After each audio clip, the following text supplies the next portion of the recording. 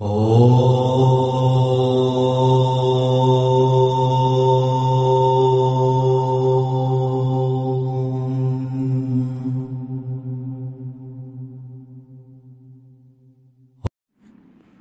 सूत्र 79 79 अर्थात तो वह विषय वही है, मुक्ति का विषय चल रहा है।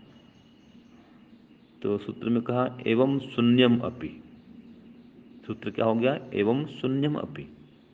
तो इसका अर्थ है कि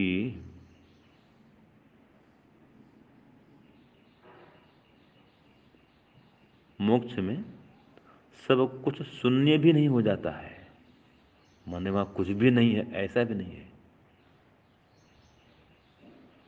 वहाँ पर सब कुछ शून्य हो जाए ये भी मुक्ति नहीं है। एवं शून्यमपि मुक्ति न, कि सब कुछ शून्य हो जाए ये भी मुक्ति नहीं है।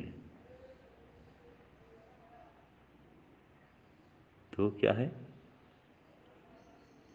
सब कुछ का वहाँ अभाव भी नहीं होता है, ईश्वर रहता है, मुक्तात्मा गण रहते हैं, भ्रमण करते हैं, ईश्वर के आनंद का पान करते हैं।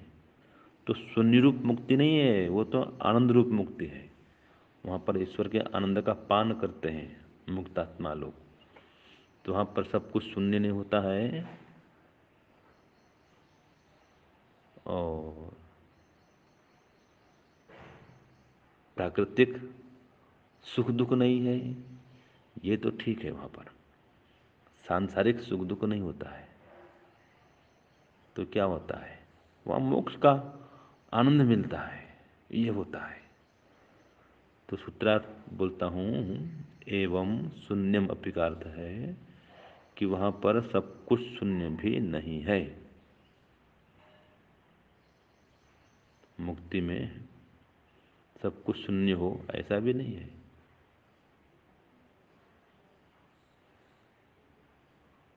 अर्थात वहाँ पर जो प्रकृति है वो भी नहीं रहती है। वो तो कारण द्रव्य है ना जी।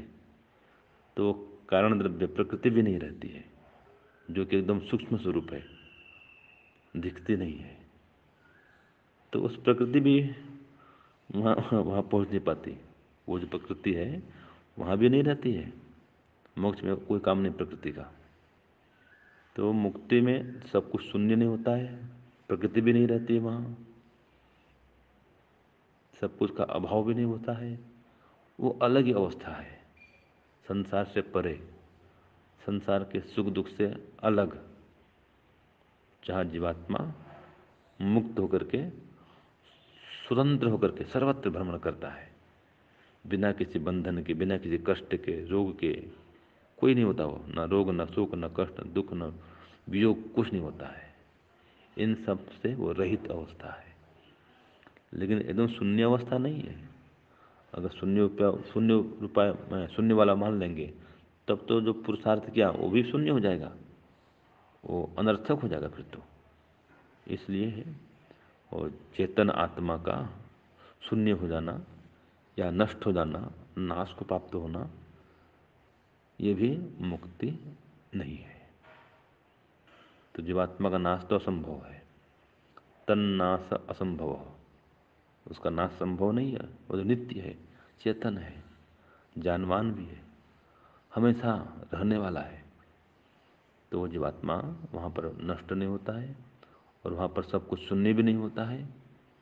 जो मूल प्रकृति है वो तो नहीं रहती, बस ठीक है।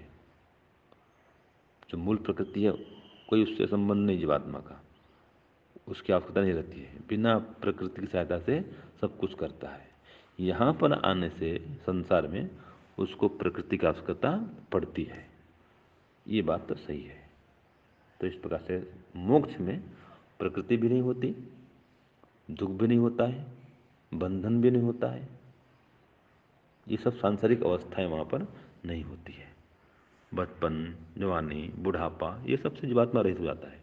क्यों? शरीर नहीं वहाँ पर, शरीर नहीं है तो ये अवस्था भी नहीं शरीर की। तो इन सब से वो रहित हो जाता है। ये मोक्ष की अवस्था है, मोक्ष की स्थिति है। ओम शांति ओम श्रम।